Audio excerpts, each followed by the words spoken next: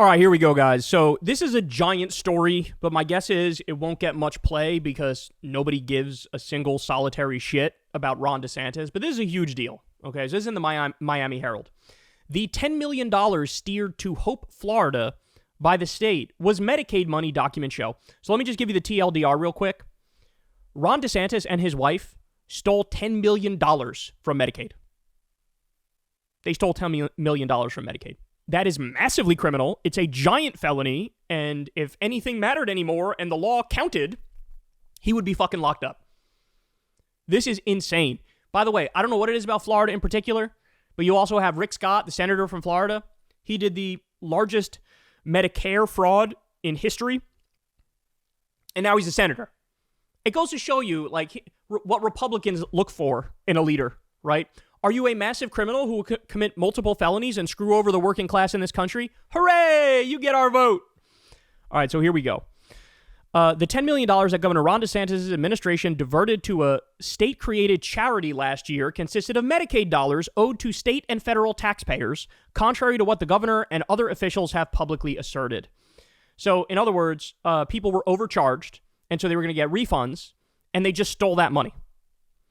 3 years ago, lawyers working with the state drew up a settlement agreement that said Florida's largest Medicaid contractor, Centene, overbilled taxpayers $67 million for medications, according to a copy of a draft agreement obtained by the Herald Times.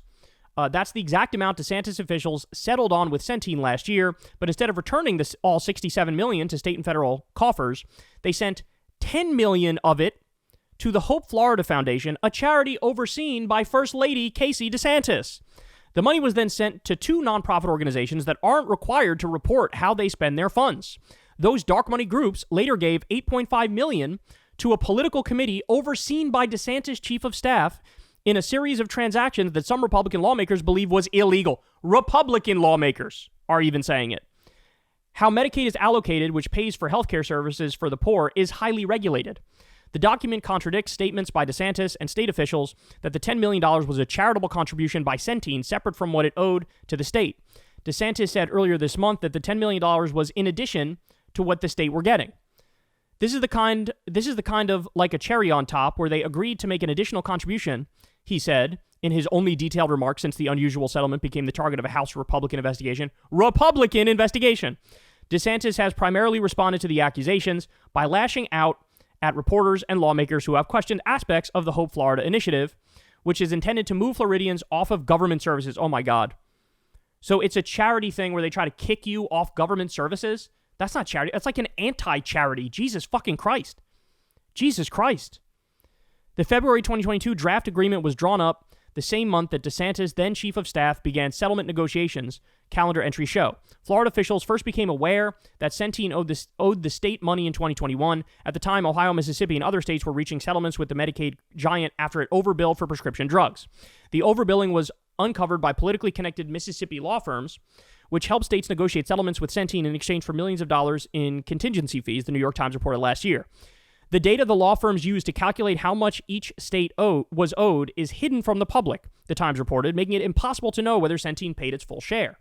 Florida signed on with one of the firms, Liston and Deese, in December 2021. Months earlier, other lawyers working with the firm on the Centene settlements donated $100,000 to the Republican Party of Florida and $10,000 to then Attorney General Ashley Moody's political committee.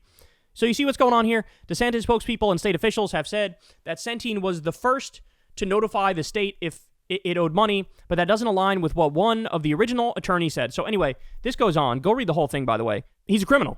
This is a massive felony. He stole $10 million from Florida residents. They were overcharged for Medicaid. They were supposed to get that money back. He took that money and steered it into a charity run by his wife, and then there's no laws around that charity having to say how they spent the money.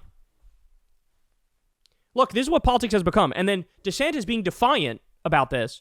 This is the era of Trump, right? You could be caught stone cold, red-handed, no way outski, and they find a way to just be like, wrong, not true, fuck off.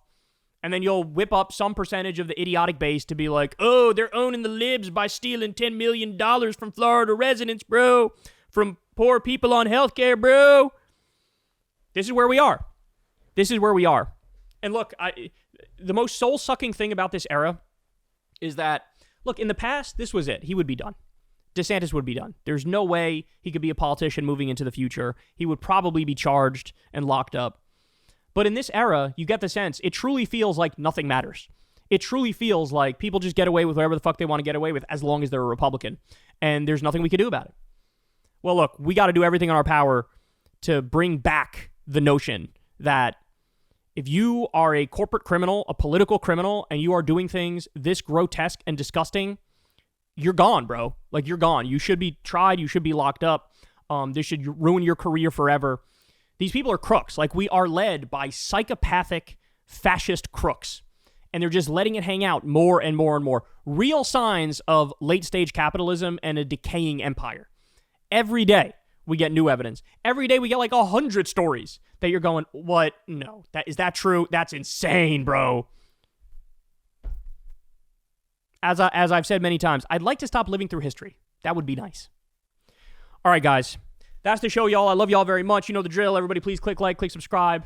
Click that bell icon so you get a notification every single time a video drops. Go subscribe to my boy Corin, his channel, Corin's World. We drop Kyle and Corin's over there, and he does other stuff as well. Love that guy, man. He's the man. So definitely go support him. Thank you to everybody who supports the show on Patreon. If you'd like to do that, that link is below. You could also sign up for Crystal Kyle and Friends. That link is below as well. And yeah, that's all I got for you guys, man. I'll see you back here tomorrow, same time, same place. Peace. Hey, y'all, do me a favor and like and subscribe. It helps out big time in the algorithm.